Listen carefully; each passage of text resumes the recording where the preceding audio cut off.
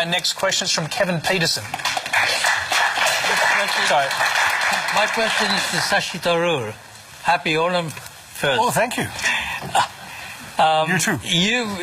You mentioned about Britain. Mentioned that Britain left India in a worse off condition than had it been without Britain. You also mentioned about reparation from Britain. What about the skills in engineering and manufacturing India acquired, the administrative and democratic processes it inherited, the infrastructure left behind, and most of all, the rapid education of the Indian people, of which you are an excellent example? Surely, no one can price these intangible values that were gained during the British rule in India and propelled the country to its present position as one of the leading countries in the world. Finally, one more question. I'm doing a Jeffrey Robertson here. In your opinion, where would India be today if the British did not step into India? Oh, there's a lot there. It'll take the rest of the program to answer. I'll try and touch on it. But this is almost like the American saying to the widow of the American president, apart from that, Mrs. Lincoln, how did you enjoy the play?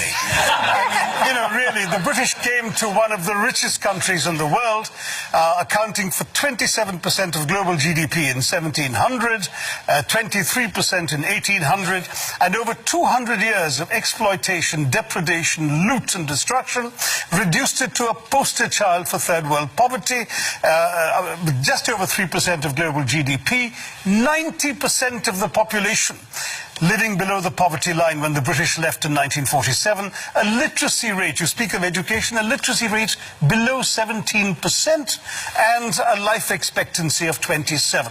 The growth rate of British India from 1900 to 1947 was 0.001%.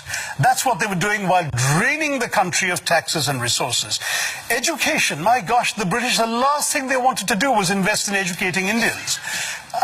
Will Durant, the American historian traveling in India as late as 1930, pointed out that the entire expenditure of the British on education in India, from the nursery level to the highest universities, was less than half the high school budget of the state of New York. All the Indian institutes of technology, the engineering achievements you're talking about, were established after independence by the government of India. There is simply no comparison between the accomplishments of India rising from the ashes the British left us in and what was done in 200 years. I've given many figures. Just take one example, the textile industry, because India was a huge exporter of For 2,000 years, it was the world's leading exporter.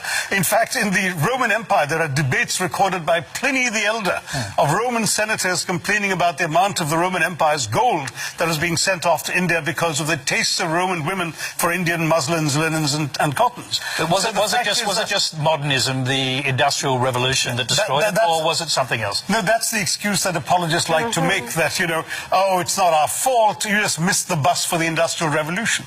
Well, we missed the bus because you threw us under its wheels, is what I tell the Brits. I mean, the fact is, in the name of free trade, the British came in and destroyed the free trade that had made India a leading exporter of textiles. The British soldiers smashed the looms so people couldn't practice their craft. They imposed punitive duties and taxes on the export of Indian textiles while lifting duties on the import of British cloth. And they achieved a captive market at the point of a gun.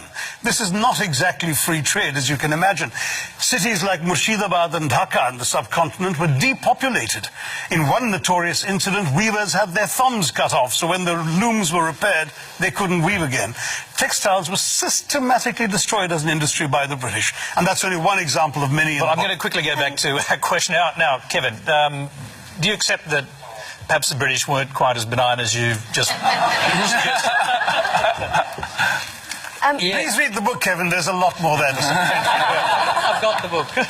I'll bring Laurie in here. He gave a speech along these lines to the Oxford Union, got wild applause from the students and others sitting around the Oxford Union Hall. And I'm just wondering, have young Brits come to terms with their colonial past? No, we haven't at all. Young Brits of every class have no idea about our colonial past, and that is being deliberately done. We are deliberately denied or kept away from education about the graphic facts of what the British did around the world, including in this country, to the people of this country. The crimes of the British and the crimes that we committed and that were done in our names over 400 years of pillage and conquest is something that we don't like to think about, and yet it is everywhere in modern British history. When people talk about Brexit, it's stunning to me that if you ask British people who voted for Brexit what their major fear is, their fear is that people will come to our country and take our things. And That's exactly. Why? I just can't. It doesn't compute, but we don't know this history. I took history in British schools up to the age of 18, and I got a pretty good grade. And most You never learned a line of colonial history, did you? Well, almost everything that you have just said, I learned from your book. I'm going to throw quickly back to Sashi because, one of the great heroes of the Second World War, in fact, of the 20th century, Winston Churchill, you've basically accused him in your book of complicity in a famine that killed 4 million Bengalis. Rightly so. 4.3. I mean, Churchill personally took the decisions that actually not only plunged Bengal into starvation, but had the British actually purchase grain that the Bengalis could barely afford to buy in order to ship it to Europe, not to aid the war effort as his defenders claim, but to boost the buffer stocks in the event of a future possible invasion of Greece and Yugoslavia. People started dying, and Churchill said, well, it's all their fault anyway for breeding like rabbits. He said, I hate the Indians, they're a beastly people with a beastly religion.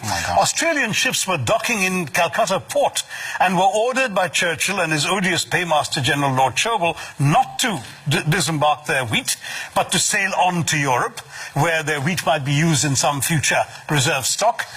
On top of that, when conscience-stricken British officials... Yes, I was going to say, did Churchill know people would die? Yes, conscience-stricken British officials are constantly sending memoranda to the Prime Minister personally, because it was his decision, saying that people were dying literally on the streets, and all Churchill could bring himself to do was write peevishly on the side of the file, why hasn't Gandhi died yet? Wow. And this is the man the British want us to hail as an apostle of freedom and democracy, when he has as much blood on his hands as some of the worst genocidal dictators of the 20th century. Well, thank you.